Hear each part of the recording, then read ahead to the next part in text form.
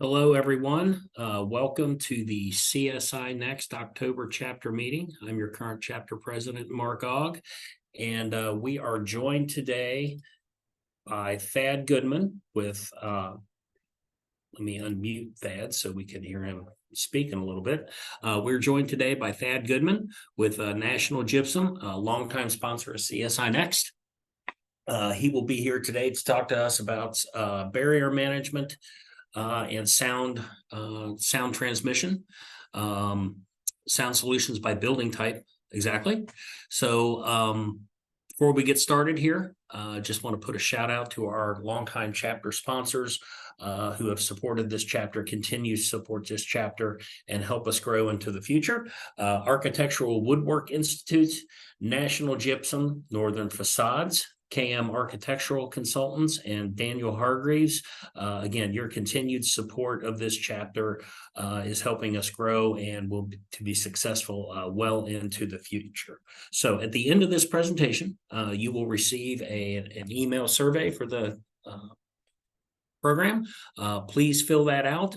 That will be sent in and we will get you your participation credits, and those can be reported to AIA or your institution that you're participating with to keep track of your continuing education and learning units.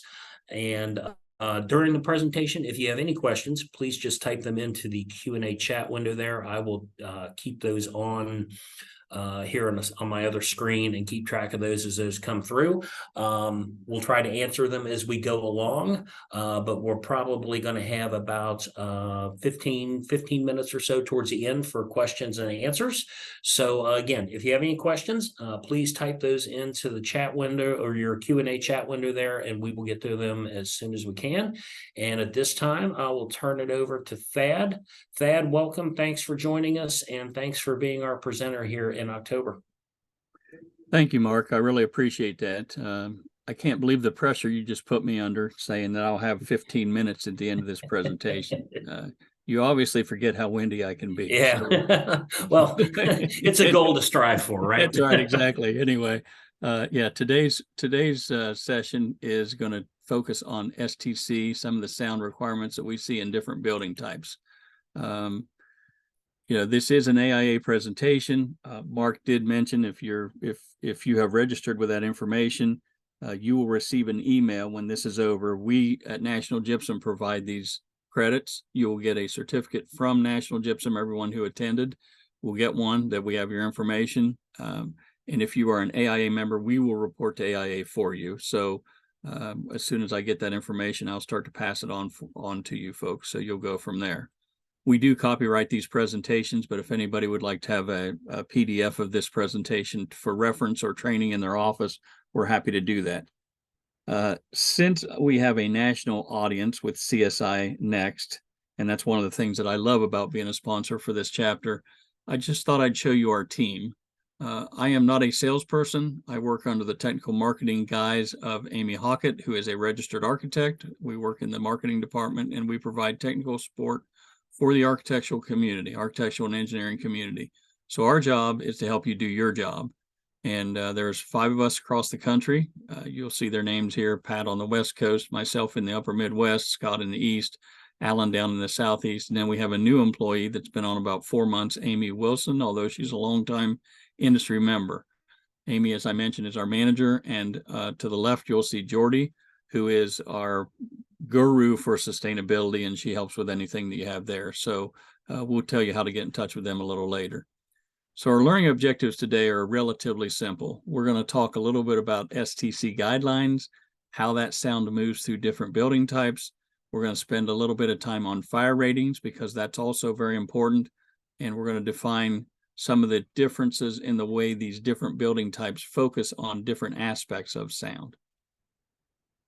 So again, we have a presentation outline. I basically just said that.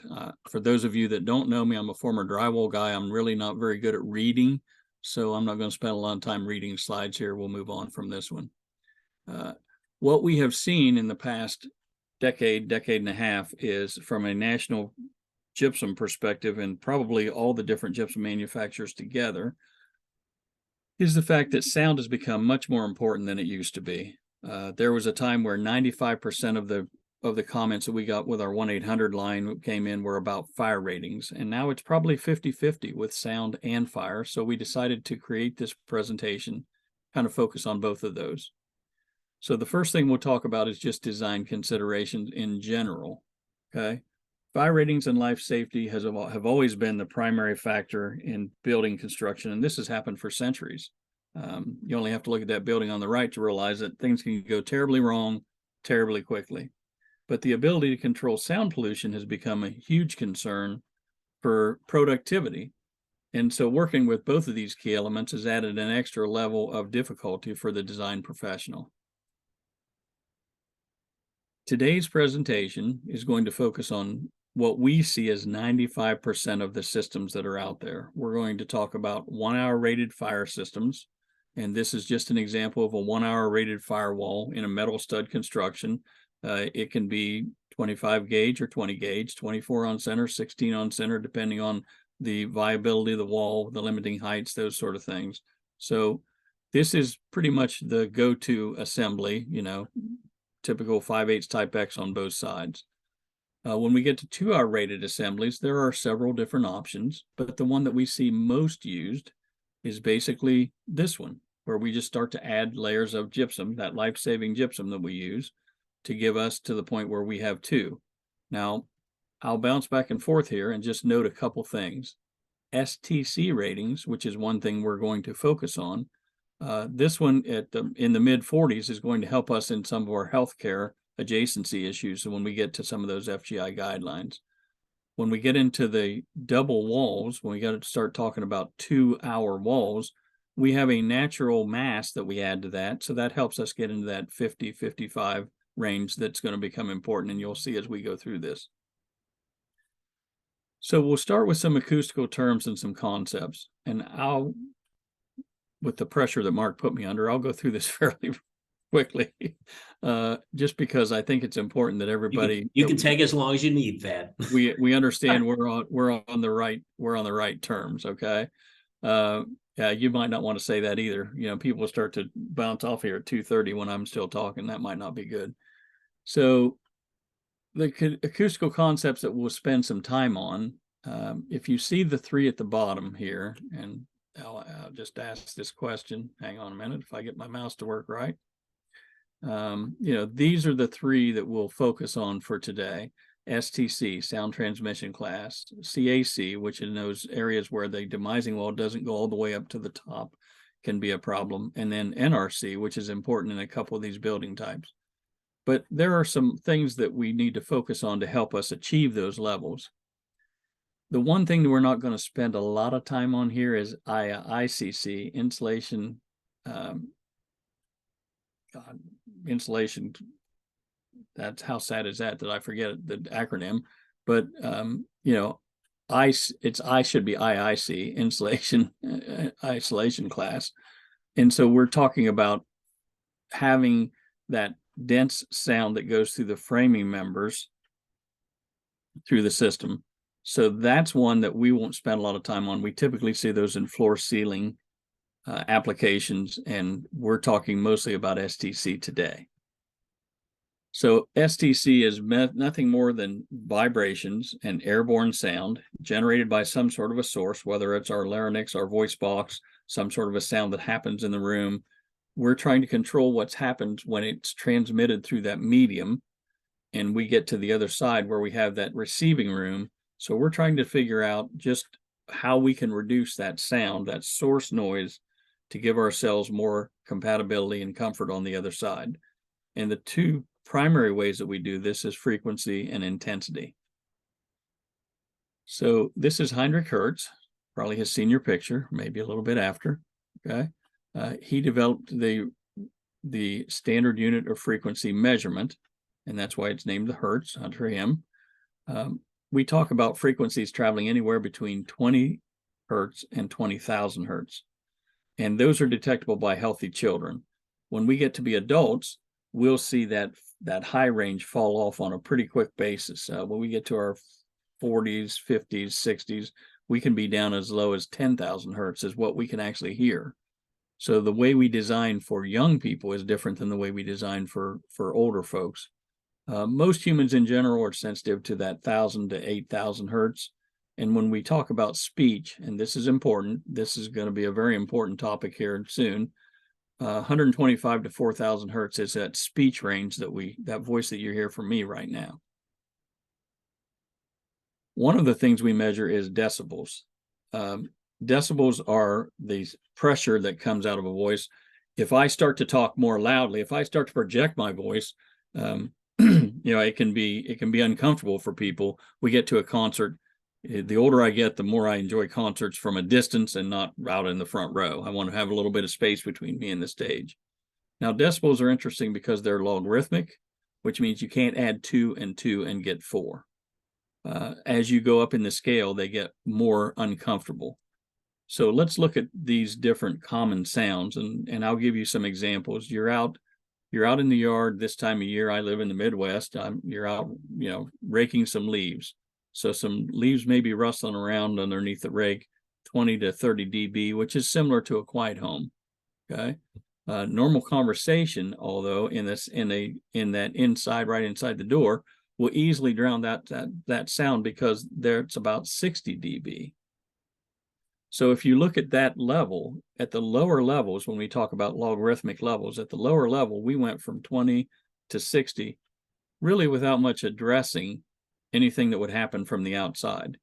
Now, let's say we hear an automobile go by our house outside the window, and we're standing by the window. We can hear it easily because it's louder than our normal conversation.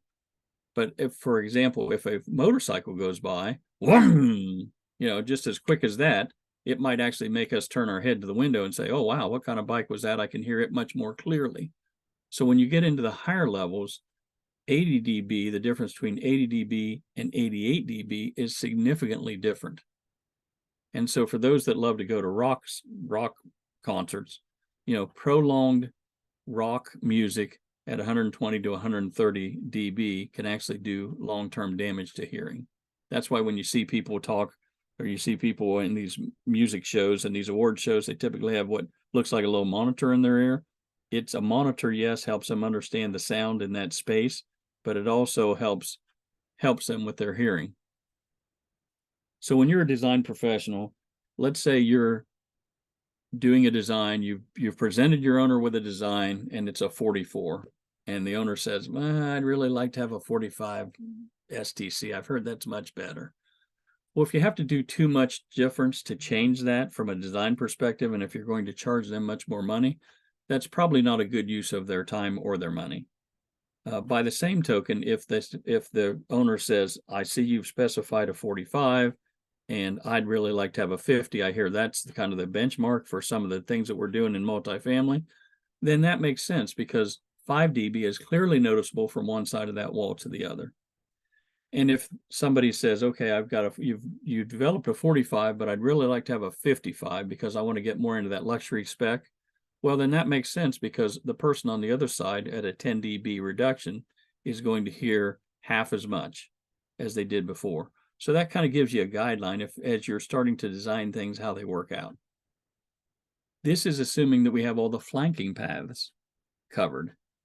Flanking paths are nothing more than holes in the wall that sound. If you think about sound, it's kind of like if you pour water in your palm, it will pool in the bottom of your palm and then it will seek the lowest level. It'll go out between your fingers and run off the end of your arm. Sound works the same way. When you speak, it goes out exponentially across the room. And so if there's any little bit of a hole anywhere, it'll get through. We had a situation not too long ago where we had a wall that was in an office area and we felt like the wall was constructed correctly, but the owner said, we can hear everybody on the other side of the room like they're standing next to us. And so we popped up the ceiling tile and we found out that the flutes had not been addressed. And so a simple bit of rock wool in those flutes helped control that sound, especially in that CAC area where it's a little bit deflected anyway above the ceiling tile. We were able to help solve their problem relatively quickly. Sound caulk is the same, whether it's fire rated or not. This is a fire rated situation on a commercial job. Anything to help control that sound, that transmission, that sound from one space to the other makes a big difference. So we call this sound measurement sound transmission class. And it's basically a single number on a gliding scale. You have 16 different frequencies, and they're rated between that 125 hertz and that 4,000 hertz.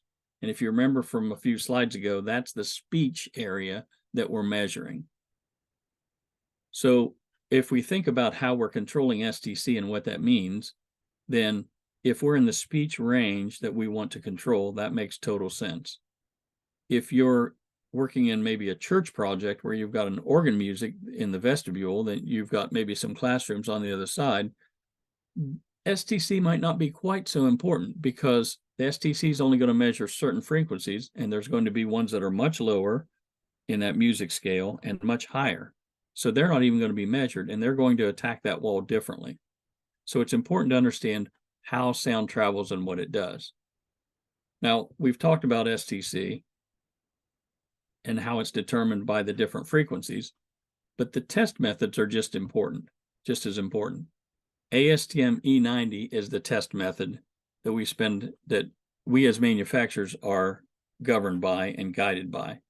Okay, that runs on a 3rd octave scale, which is more truer to the music scale and sound. And then STC, the E413 does the same thing. It basically gives us that calculation, that single number in those acoustical ratings. So in your specifications, I would recommend that you have both of these requirements of the sound products that you use. Hey, Thad, Yes, got sir. a question here. Yeah. One just came in. It says, I've heard that rock wool is better for low frequency sounds like mechanical noise, and glass fiber is better for higher frequency sounds like voices and conversation. Is this still the rule of thumb? Great question. Fantastic question. I will tell you that we have done lots of testing on from a variety of different manufacturers. And the difference is this. Insulation in general is going to give you 1 to 3 STs. Let's look at this demising wall that we have right here. 3 5/8 metal studs walls.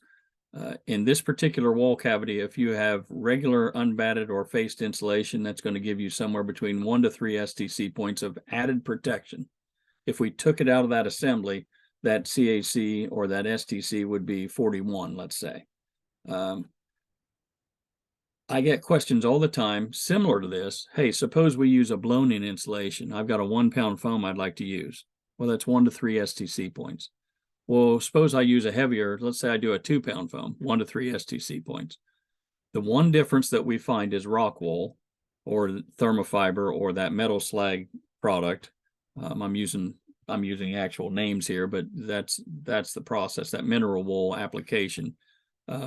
They typically will give you 1 to 2 extra STC points in many applications. Not everyone. The thinner it is, the less it's going to help you. But in the thicker applications, it typically helps bump it up 1 or 2. So if you had a situation where you had this particular wall and you had a tested wall that was maybe an unfaced bad insulation, pink or whatever, and you decided you wanted to go ahead and get 1 extra STC point because maybe you were at a 49 and you wanted to get a 50, you'd have a pretty good opportunity to say you got there if you inserted rock wool into that assembly. Now, there's not a lot of testing where that's concerned because that's such a specialized product. We don't have it in every single assembly, but after this is over, if that person wants to follow up with me, we can point to you and show you where there's a couple different assemblies where we get that kind of a bump. That's a good question. Excellent. Thanks, Thad. You're welcome. Good question. Thank you for asking. So one of the things that we get questions about, and let me just make a statement. If you have a sound wall and you do not take it floor to deck, you're doing your customer a disservice. But we also understand there are times that you can't always do that with the HVAC and the MEP stuff that you have up in this area. So we get the question of, okay, we have this CAC situation, and we have sound that's bouncing up into the plenary and it's going over into the next office. How do we control that? Well, we did some testing at the sound labs, and what we found was if you just take insulation and lay it 4 foot out from both sides of that wall, you can give significant improvement to that CAC rating. And CACs aren't exactly like STCs, but they're close enough that you can see what a difference that makes. If you've got that kind of a bump, that's a huge difference. So the next question we got from people was, okay, well, if it works that well for that 4 foot, let's say we put it all the way through, the room. Does that make a difference? And what we found was it might add 1 extra point. So that first 4 feet are the most important, and anything after that, you're going to get the diminishing returns for the cost that you add. Just a little quick note about sound. So some of the strategies that we use, this is a HUD study, and HUD is wonderful. The government says, well, we'll just eliminate the cause of the source of the noise. Well, you know, if you're in Chicago and the L runs outside your office, you're really not going to change that. So we have some different ways that we can reduce sound in buildings. One is to employ materials that absorb sound rather than reflect them. You know, that goes more to NRC than to STC, but it does help on certain walls because it'll reduce the volume of the noise, the decibels that go in there. If you've got just some sort of a wall covering on the wall, you got some chairs in the room that are open web or back that kind of break up the sound. You can use design considerations to mask sound. Masking is a great way to do things. For example, if any of you have stayed in a hotel in your life where you've had that little unit in the wall right underneath the window on the outside, if you have somebody snoring on the other side of the room, or you can hear their TV thump, thump, thump, thump, thump, and they're up later than you are, you can go to the wall and you can set it to run continuous and just cycle off and on. And the sound of that motor running for us as adults gives us an opportunity to go to bed, but it still doesn't bother us to the point where we can't hear those people on the other side, or we can't hear them as well. And then we talk about sound barriers, which is the way we lay the building out to prevent sound from going from one side to the other, which is typically what we talk about with STC. Now, there's 3 things that control sound. There's mass, there's space, and there's dampening. Mass and space are relatively easy to understand. A damped panel is kind of like if you hold an open wine glass, empty wine glass in your hand at base, and you ping it, and you can hear it ring, and you put your hand over it and stop it. That's basically what you've dampened that sound is what you've done. So when we talk about mass, it's easy to add a couple layers of drywall to both sides, or a brick wall. You know, Mark lives in Cincinnati. I've actually got a picture in one of my presentations from a place I was at in Cincinnati where they were doing some renovation from one room to the other, and they'd opened up a wall and there was 3 courses of brick. The building was old enough, there were 3 courses of brick on that wall. Well, no sound was getting through there. There was just too much mass. Now, we don't build like that anymore. It's just too expensive, but that was the way they used to control things from a structural standpoint, a fire perspective, and it automatically added sound. So when we talk about sound in general, we want to talk about how stiff the wall is. Wood studs are very transparent when it comes to sound. They let sound vibrate right through. A 25 gauge metal stud, 24 inches on center, is going to give you the most resilient wall that you can get. When you start to bring the walls, make the studs heavier, make them 20 gauge, or you move it from 24 to 16, we start to get more sound transmission because we have more contact points. We've already addressed absorption with the question that happened earlier. That helps. And then the partition depth makes a difference. So again, one of the things that we talked about was being able to control the sound within the space by making sure that we've got all of that area around the perimeter and all of the different holes in the wall covered. And you can see right here with what's in the purple arrow, if you have a 1/4 inch gap around the perimeter of a 100 square foot wall, you've lost all the work that you've done trying to get those extra 8 or 10 STC points. So sealing that perimeter, making sure the drywall is fit up tight and then taped correctly makes a big difference. Hey, Thad. Yes. A couple slides back, the one that had the building on the front of it. Got a question on the cavity absorption about the insulation. Obviously, you know, makes sense. Full is better, and eliminate any gaps. Are there any recommended types of insulation? Is it that type? Is it foam? Yeah. Friction fit is probably better, and I'll use this as an example. You know, I live in an older home. Okay, it was built in 1860. Obviously, there was no insulation when this house was built, and I've done a lot of drywall work over the years. That's my former profession, where we would open up walls that people had done where they had blown in insulation. And that blown in insulation has a tendency to settle over time. And so you'd have maybe, 6 or 8 inches at the top of that wall that had no insulation, which is bad thermally, but it also, that affects the STC. So putting the insulation in the cavity, a lot of people use paper-faced, use the paper-faced product so that they can staple it up to keep it in place. A good friction fit would be the same. I mean, if it's done correctly, and it shouldn't settle. And that's one of the reasons why those things tend to be more popular now than some of the other situations where we blow things in. And again, if you blow in an old wall and you're getting some thermal protection that you weren't getting and some sound protection that you weren't getting, even though there's a small gap in the top, it's still better than it was. But that's a good question. Yeah, whatever you can do to secure that product in there and make sure that it stays in place. The gaps, if there's gravity that pulls it down, gaps can be a problem. Excellent. Okay, thanks. You're welcome. One of the other things that we see on a regular basis, and I'll call this out as quickly as I can.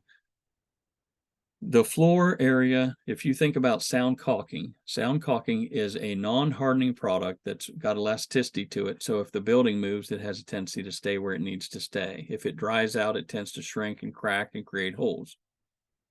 Drywall, by its very nature, is designed to be and required to be off the floor because you don't want any kind of water to hit it, and you don't want moisture to be able to be having a problem over time. So the drywall person may be responsible for doing all the way across the ceiling and down both sides, but they will not put caulking in the bottom of that area right there that you see the arrows pointed to. Because if they did and somebody had swept the floor the next day with dirt or whatever, it would be like a magnet. So what we tend to see is a little disconnect between the installation of the walls and the application of the floor trim. And sometimes when we have a sound issue and we've looked at the very top above that ceiling tile and it's still okay, we'll take off maybe that 4-inch trim in a hospital or something, and we'll see that gap is there, and that's where the sound problem is. So from a design perspective, the best way that you can communicate that to your trim people, that this is a sound wall, identify them on the plans, the better off you are, because that's the person that should be doing that just before they put the trim on to make sure it stays nice and clean and it gets done. Some other best practices, and again, this is all basically just sound 101. You don't want to have 2 outlets in the same cavity. You want to have them in different cavities. So if sound comes in here, it has the opportunity to squeeze right by and run through the highway and go over to the other side. We don't want that. We want it to be blocked however we can. Now there's putty pads you can put on these as well. Now this one's put together by our marketing department. It looks really pretty. It's fantastic. You're never going to see one of them like that on a job site. Okay. This is more like what you're going to see. Okay. This is typically done by the electrical contractor. That's where we like to see these done, because the drywall people don't tend to pay attention to those kind of details. I'm not saying they can't, they just typically don't. And this is just fine. Even with these gaps right here, that is okay. You're just trying to seal up that hole in the back so sound can get in there, and it has to be bounced around and come back out. It can't get in. There are several different kinds of products listed here. These are all well known. These aren't all they are. We're not recommending any of them. These are just ones that we've used in testing that worked out really, really well. If that quick question on that, Yeah. You mentioned that it was, so you typically like to see the electrician do that because they're there when all that stuff goes in. Where do you typically see that in specifications? Is it in the electrical and referenced to the sealants or within the drywall specs, or is it where do you typically see that? Because as a construction manager, that I totally agree that the electrician should be in there doing that. That just seems to me like something they could easily miss. Yeah, and that's you're exactly right, and that's one of the reasons why we struggle. There are several things in this sealing of these walls, trying to sound caulk these walls, that we struggle with.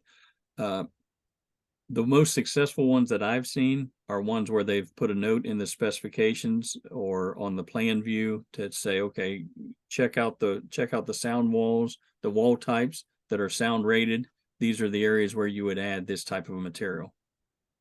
Okay. And there would be something that lists the type of material it would be in those specifications. Those actual products would be called out in the part 2 of the spec. So the electrician would look at those and go, okay, wait a minute, I know that I have some sound walls in here because these products are listed under this part of the specification. Duly noted. Thank you. Okay. Yeah, it's kind of like a lead project, when they start calling out certain things, and you automatically know you have those requirements. But if they see something in that part of the spec they don't normally have to worry about, then they have to pay attention, or they're more likely to pay attention. I won't say they have to, they're more likely to. Thank you.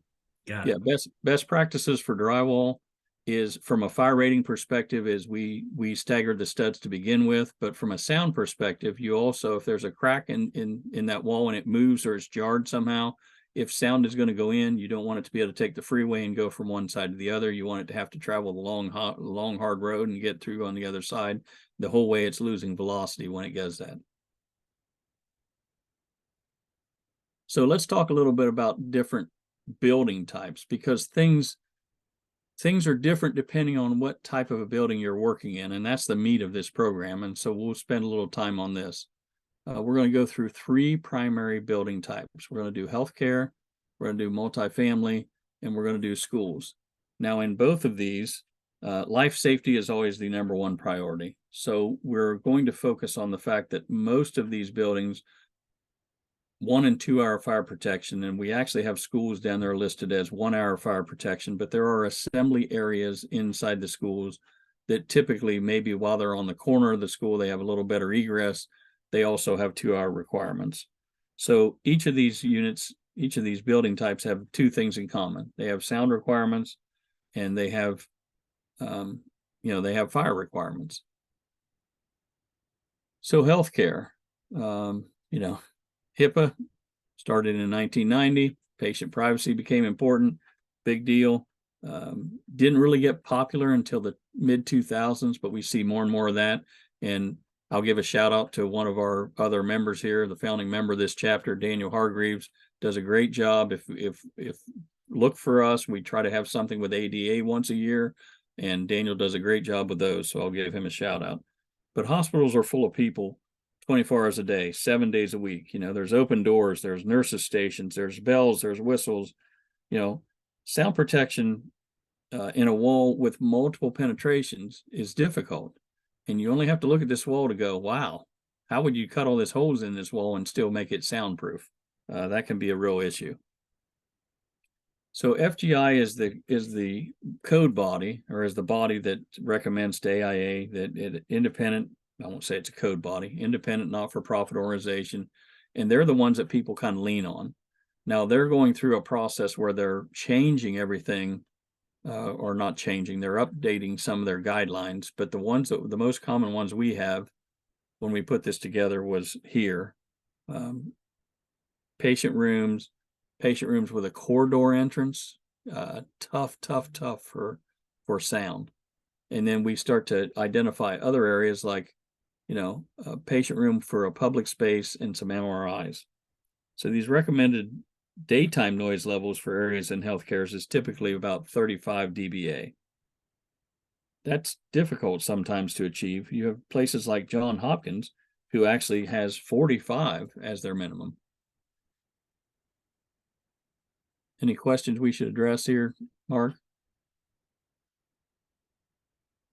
No, we're all good, sir. Okay. All right. I just saw a couple in the chat pop in. So here's the most recent table that I have. And again, I don't know whether they're released or not. They either have just been released or they're ready to be released. But as you start to look down through here, it's like, okay, if you've ever been in a hospital, I don't know how they found, this must be a new hospital. I don't know how they found one that was this empty to take this picture. But that if you're a patient in one of these rooms, this is probably the nurse's station right down around this area, maybe just down here. You've got all this activity going on. You've got people coming up and down here on a regular basis with carts. There's general conversation, and sometimes the door is open. They need to have access to these patients. So they have a lot of penetrations in between the walls, and they have open areas in there. And we're still trying to achieve some of these STCs into these different areas. So when we get to common solutions for healthcare, we're going to focus on 3 primary areas that we handle this. 3 primary things that we do. The first thing that's easiest to do is just to add mass. When you've got that number of penetrations in the wall, you want to put as many things in the way of that sound going from one side to the other. A lot of those are adhered to the framing members, so you've got that additional protection there. But that mass is probably the best. But interestingly enough, in hospitals, that extra 1.25 inches sometimes is a huge deal. I mean, space concerns they're just huge in healthcare. It's amazing how much there's there, how many conversations I have with architects who say, I have 12 or 15 rooms, I had 1.25 inches to each one. I don't have that extra 12 or 15 inches in this building, in that hallway. But we can get there when we talk about sound partitions and trying to meet adjacency guidelines. We typically have the heavier gauge walls. Oh, hang on a minute. We typically have the heavier gauge studs because we're hanging so many things off that wall. And we're also at a 16 on center in these areas. So we can get to the point where just with the regular drywall, 1-layer drywall, we can meet those adjacency requirements that we're looking for in healthcare. So we can do that on those corridor walls, on those walls where they need to worry about just closing the door. One of the ways we get to the higher STCs is we can add a damped panel to these. And for those who on the call who may not know about a damped panel, basically it's two layers of high density drywall. So we've added more mass over regular drywall. And then in the middle, we put a viscoelastic polymer. And that viscoelastic polymer is like tree sap, and it never gets hard. And so what happens is when sound vibrations start to work their way through, when sound hits this wall and it wants to start to work its way through, it meets that dissimilar product in the middle and it slows the sound down. That's the easiest way I can explain it in common knowledge. So is that manufactured like that, or is that like 2 layers of drywall with some type of the damping installed in the field and then the next layer on top? Good question. There are 2 different options. Okay. There are 3 manufacturers that make this product as a factory built product with that polymer inside of it. So you always have the same amount of product in there, and they've got testing for these products. Okay. If you had a wall, let's say you lived in a condo and you had a wall where you just had regular drywall and somebody was making noise on the other side that you could see it was going to be a problem, you can buy that polymer aftermarket. You can paint it on the wall, spread it on the wall, roll it on the wall, and then add another layer of gypsum and create that same level of sound, assuming you did it with the same viscosity and the same thickness that was done in the factory. So there's a couple ways you can get there, but in healthcare, what we typically see is the factory built panel is the most commonly used. All right. So you saw this partition earlier, and it was a 40 STC. Well, it was a 40 STC with 16 on center framing. With 24 on center framing, it would have been about a 47. So we can take 1 layer of regular gypsum off, and we can add 1 layer of this type of a product, and we can get a pretty good bump. We can take that from a 47 to a 55 STC, and that's going to meet the adjacency guidelines and the healthcare guidelines for about 3/4 of what FGI wants. So this is a more expensive product, to be totally transparent. And so it's a little more expensive wall, but it can help save you some space, which in healthcare tends to be the most important thing. Another way we can do that is we can start to separate these walls. We can do a staggered stud wall, but with metal studs, because the open flange on this side that we can't nail, we have to put some sort of cold roll channel in there. We have to put some sort of additional bracing on, which typically ends up stiffening the wall. It still gives you a nice STC. It'll get you in those mid-50s like we just saw with the damped panel. Or we can start to separate the track, and we can do double stud walls, but then we're using more space.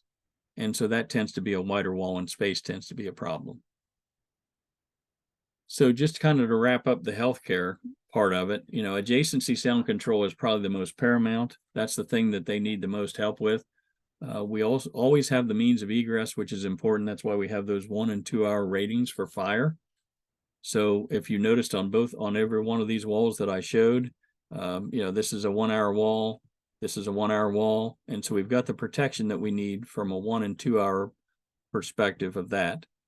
So we've taken care of those situations. Now, when we get into the MRI equipment and some of those more sensitive conversation areas, we have a little more issue. That's something where we need to pay a little more attention. Those are typically areas in the hospital where they will allow that space because they need to have that. Wood framed and metal framed multifamily construction. Boy, this has been hot for the past decade or better. So a large portion of this is wood framed. We're going to give you some examples both ways for my friends in Chicago that I cover, or New York, where they have all metal studs. But there are some challenges here from a multifamily perspective. Multifamily, traditionally, what we worry about is, okay, HUD is one of the guidelines. HUD is a separation, but there's two other main bodies that set these standards as well. HUD is interesting because they call out different levels. They call it a luxury, an average, and a minimum. And so if you're dealing with a HUD project, sometimes you have to work within their guidelines. Thad, we had a question pop in here. Mm-hmm. Go back, if you can go back a couple slides to where you had the metal stud. Yep, right there. Have you found a rated assembly for the offset stud wall assembly? Have we found one? Or is there one? Yeah, there's metals, there's rated walls in this area, yes. And again, if that person wants to follow up with me after, I'll be happy to send some resources over. Okay, excellent. Okay, good question. You know, IBC and IRC have their standards, okay? They give a little bit of allowance. They have a minimum in multifamily and demising wall applications. They have a minimum of 50 if tested in the lab. They understand that if it's tested in the field, it's going to be a little bit less. So understanding that 45 in the field or 50 in the lab actually does get you where you need to be. But there's some liability here for developers if they don't meet those standards. Now, everybody's gone away from carpeting. Not everybody, but a lot of people, it's been a trend to move away from carpeting. And we get to floor ceiling, which we're not focused on in this particular presentation. But carpet traditionally gets you there easily. When you get into LVT and some of the wood frame or some of the wood coverings, that's a real problem for ICC and stand in flooring. So that's another whole presentation that we can go through. But and then ICC, the International Code Council, came out with an interesting proposition in 2010 in a guideline for acoustics that we see many design professionals starting to follow. They came out with what they call a minimum, which is the code, and then what they want is acceptable, what we tend to see more as luxury specs in those bottom two categories. So they say, okay, here's we're going to meet the minimum, or in this particular case, if we're going to call it a luxury apartment, we're going to meet what we consider to be acceptable or preferred. And those, moving from a 50 to a 60 is a huge jump at this level. So the way that the multifamily industry handles this is they primarily decouple, okay? And then we do double and staggered studs. A lot of times mass is an option as well, especially in those 3-story units where you need some shear wall application. And then damped panel is always an option. So decoupling primarily is what we see as the RC1, the traditional unbalanced wall, the RC1 system. And what that means for those that may not understand the term unbalanced is on one side of the wall, we would decouple it with RC channels. So we've added more space and we've had less contact points. Then it doesn't matter whether these studs are 16 on center or 24 on center. Here's your contact points. And on the other side, we'll add 2 layers of gypsum.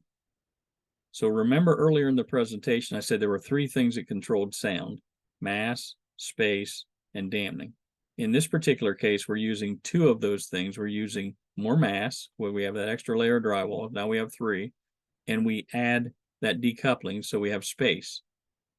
This is a great system. It's been around for 60 years. It works really good on the front end of the project. And let me explain what I mean by that. The front end of the project is we design it correctly as designers. People like Mark and companies like yours that go out and do the work, they can say, okay, we have the right contractor on the job. We've done our CA work correctly. We've got this product out and it works perfectly. But at some point we have to give the keys over to the owner. And that's when things tend to go awry. You hang bookshelves, picture frames, big screen TVs on this. And what they typically do is they find a framing member and they push it. That's where the framing members go to hold it over, because you can't hang a big screen TV off this little RC1 channel.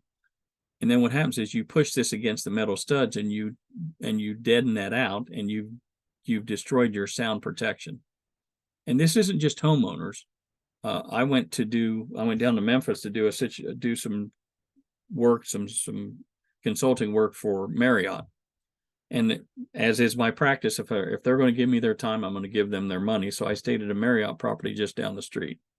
And when I came in, I was pulling out RC1. I have these as a sample that I use in my sound presentations and some of the other tools that I use. And they said, "You're not going to talk about that stuff, are you? That stuff's terrible. We hate that stuff." And I'm like, "Well, it works really good if you use it correctly. What do you mean?" They said, "We get hotels that have complaints about it all the time." And I said, "Well, it's interesting. I stayed in one of your hotels just down the street." And they said, "Oh yeah, that's one of the worst." And I said, "Okay." I said, "Well, I noticed, did you use this product there on the demising walls?" And they said, "Yes, we did." And I said, "Okay, well, I slept 4 7/8 inches away from a guy on the other side of the room, and I could hear him snore. And the only reason I could hear him snore is because he went to sleep before I did. Otherwise, he'd have been hearing me snore. Did you use them there?" "Yes, I did." "Well, I noticed the headboard was nailed to the wall. Are they like that on both sides of the wall?" He goes, "Well, of course, that's a safety issue for us." I'm like, "Okay, well, you just destroyed the sound system you created. That's why you're not getting good sound from that wall." So having an educated owner who understands where those walls are and what they do long term makes a big difference. My drywall buddies in sales hate it when I say this, but this is the best sound wall you can ever create, and it doesn't sell us one extra piece of drywall, okay? If you can build 2 walls that are separated by at least an inch, you've totally decoupled the sound vibration that come in through the framing members, and you've created more space so it has a chance to lose velocity as it goes from one side of that wall to the other. Now, it's also the most expensive wall you can build, and takes up the most space. So sometimes people use staggered stud options, which is good. That makes sense. It'll still give you a bump, just not quite as much. But not everybody has that kind of space. Not every project has that budget. So we talk about mass. Again, this is metal stud, but this could be wood stud. But in mass, if we put 2 extra layers on there, we're back to that mid-50 range if we're using them. And in the Chicago area, where I do a lot of high-rise work with architects, they typically go with that 25 gauge, 24 on center with double layers on both sides. And that gives them the mass and the protection they need to get where they need to be to meet those higher STC requirements. The damped panel, again, a damped panel can help get you where you need to be. And again, we've gone back to wood applications.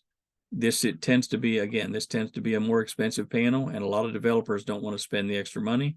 But from a space perspective, if space is an issue in high density areas where you're working with not a lot of room for development, this is a good option as well.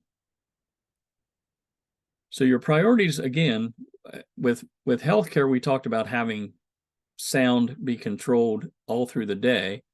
Multifamily and fire tends to be more of a silent night situation. You can make a lot of noise during the day without really making your neighbor furious. But if you're up later than they are, you would have a lot of problems. That can be an issue. And then, of course, means of egress is an issue as well.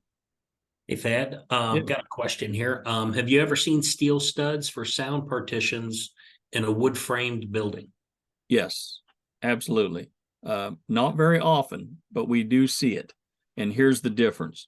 And I will tell you that as a former construction person, the type of people that use these products are night and day. Wood guys tend to be wood guys, metal stud guys tend to be metal stud guys. And it's hard to find a tradesman that has both of those skills. When you talk about multifamily production, you tend to be, speed is an issue. Once you get that ground broken, you want it to be open as quickly as you can, kind of like a fast food restaurant. Time is of the essence in multifamily as much as anywhere, but to bring in 2 different trades is not feasible, and it's hard to find labor force anywhere right now, as you and I have talked about several times, but it's certainly hard to find a labor force that's educated enough and has the skill set to do both. Plus, a lot of the demising walls that you use are used as load-bearing walls. And if you have load-bearing walls, we get into heavier gauge steel studs, and then that diminishes the STC. So there's a plethora of reasons why we don't see it, but I have seen several people try it over the years, some with success, but then you have the situation where when you have the homeowner move in, they have some walls that are metal studs, they try to drive a nail in, and some that they don't. So it opens up a whole Pandora's box of different issues, and that's why we don't see it as much as we'd like to. Good question. Education. When we get to education, again, the rules change. Even though many of the STCs are the same, the rules change. Quiet classrooms make a huge difference with children. Children, as I said earlier, they hear in that 18 to 20,000 hertz range. And if you have a student who's taking a test in a room like this, and there's a light, a fluorescent light up there that's making noise, it can bother a child where we would never hear it as adults. Not to mention the fact that when LEED became, and sustainability, Green Globes, whoever you're talking about, we're going to focus on LEED here. Acoustical performance will give you additional credits if you meet the requirements. And from the very first version of LEED, at the first versions, schools were the only place where you could get an acoustical credit. Now, LEED v4 opened that up to other areas, but I will tell you that this is probably the least applied for credit that I see in LEED projects. There are diminishing returns, and I actually had a school system down in Evansville, Indiana, that was going for LEED in the early days, one of the earlier versions. And once they found out the additional cost to meet that requirement, they dropped that requirement because they felt like that was too expensive to get the point. So again, understanding that LEED paved the way to bring this into the forefront. And schools for years have had these situations where you have not just the fact that you have to be able to be heard as a teacher as you're speaking into that room, but you've got some issues with NRC or reverberation time in that room that can affect certain children. And then you've got background noise issues. So you've got three very different things to help guide these students as comprehension and academic achievement, concentration become more and more important. So here, now we're getting away from HUD guidelines, FGI guidelines. Now we're basically under ANSI requirements. ANSI identifies what they consider background noise. Now, background noise talks about two different areas. You have the outside noises in the room. And again, think about a lot of classrooms. There's a lot of natural light. Windows are not very good conductors of sound to begin with. And so you've got outside noise, highway traffic, that playgrounds, maybe some kids are having recess, some kids aren't. A garbage truck that comes in during a test is distracting to young minds. And then you have inside noises in the rooms, adjacent classrooms, the noise of people coming and going in the hallways, if there's a class that goes on a field trip or something, just the mechanicals and that sort of thing. So these children pick up these frequencies more easily than adults. And ANSI addresses these issues. So common solutions from a school perspective is one of the things we can do in a school building that we can't do maybe in some of these other areas is we can play with the room placement. That can be a big factor. And then of course, mass, CMU walls are they were traditionally the way we built. About 65% of the buildings built for schools across the country until 2022 were still CMU walls, which make a lot of sense. And gypsum obviously has become more and more important as we've come up with abuse and impact resistant walls. So notice how room placement can have an effect on some of the sound. You've got a noisier area here. You put a conference room here. You put a boys and a girls restroom, which can be noisy during the in-between classes, but normally is quiet. And so you've shrouded and reduced the amount of STC that's going to come into this classroom. We talk about classrooms, areas for mechanical rooms. You have that hum of mechanical rooms. That can be an issue. So room placement can make a difference. Question mark? No, I was just saying we're running up on about 10 minutes here, so Yeah, just wanted to yeah, let you know where we're at. yep, nope, I'm paddling as fast as I can. All right, and still trying to make the points. So when we talk about outdoors, it's not unusual to see a hallway against the outdoor. So you've got that extra level of protection from a sound perspective. So again, I won't belabor the point anymore, but understand that room placement can be an issue. That can really be an aid. CMU walls, you know, typically from a perspective of structural stability, depending on how they run the truss system, you can save even though they're more expensive than a regular drywall wall, you can certainly save the taxpayer money over the life of the building with a CMU wall that's also using it as a structural load bearing wall to help reduce some of the framing that you need. So from a durability and life perspective, you have less flexibility, but CMU is a big deal. One of the things that people don't understand is that CMU sometimes doesn't get you where you need to be in that 50 range if it's a hollow core unit. You can get a higher density block, which sometimes is more expensive and adds even more cost, and the school district will want to move away from that. But you can easily fill it with grout or sand, and it's amazing what the difference is there.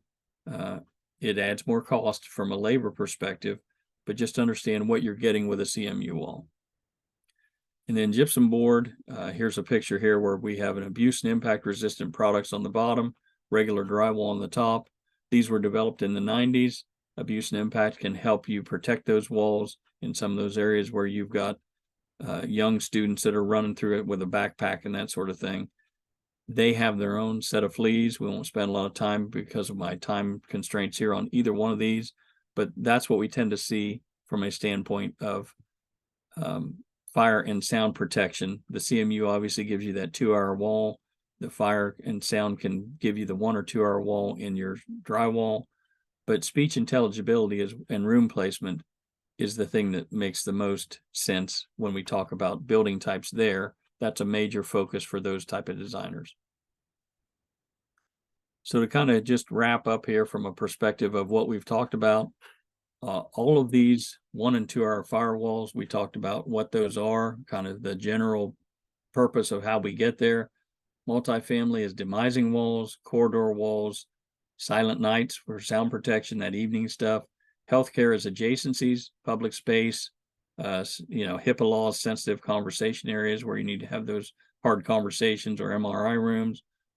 And then schools, STC and NIC, make a NRC, that should be NRC, noise reduction coefficient, have a big difference to help present and promote better learning. So if you're a design professional in one of these 3 types, you've got some different requirements and different challenges in each one. But just as a quick summary, a good sound barrier has specific characteristics. Make sure that you've got it sealed correctly. Make sure that you consider mass, whether it's dampening or decoupling. Those are important features. They help prevent sound from going from one side to the other. So this takes care of the AIA portion. Any questions that we haven't addressed? Yeah, Thad, we've got a couple here. One is regarding kind of with the different delivery methods that we're seeing today in the industry. More focused towards a integrated type delivery method and a design assist. What's been your experience with that change? Have you seen a lot more involvement with owners and architects, maybe even acoustical or sound engineers up front in recent, I'd say recent years, maybe, say 5 to 10 years with that type of focus? Yes. Yeah. What we've seen is more and more contractors that are coming asking the questions that the architects used to ask. Especially when we look at the project delivery types, design, bid, build has diminished to the point where we're starting to see more and more people take responsibility farther down the line. Right. And so they're coming to us saying, hey, I've got a requirement to get here. What does that look like and how do I get there? Right. And I think last question we've got here regarding like testing and field verification. I think that'd probably be done, through a third party, some type of consultant or testing agency. Beyond just the standard have you seen anything required in specifications as far as, like testing reports and stuff on, let's say, the dampened panel there? I know, like, a mechanical electrical systems specs will require, owners testing or validation reports of what the product is they're buying. Is that type of requirement and specification something that that you're seeing, or is that something that folks should be asking for when they develop their spec? Yeah, no, and it's interesting. What happens in the laboratory and what happens on the job are two different things. And so you're always going to get a 2 to 3 STC diminishment from a lab per test into the field. And the more stringent the wall is, the more it might fall off. So yes, number one, if you do a government job, the government almost always requires some sort of test after it's over to verify that they got what they paid for.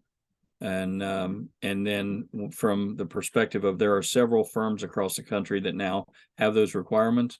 There are several acousticians that we work with on a regular basis.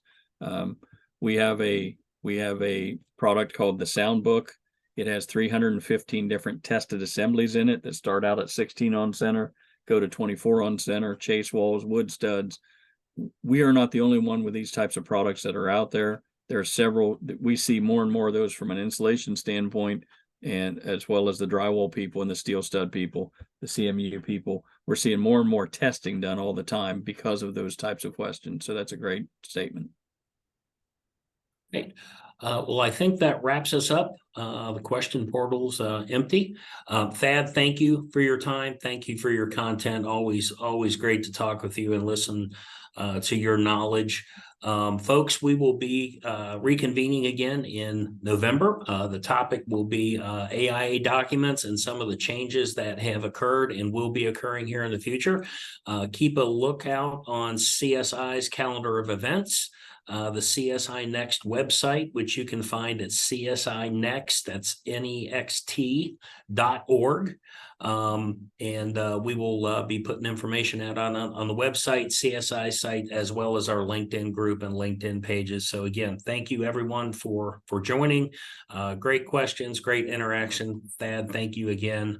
And everyone, have a good rest of your day. Thank you. Thank you.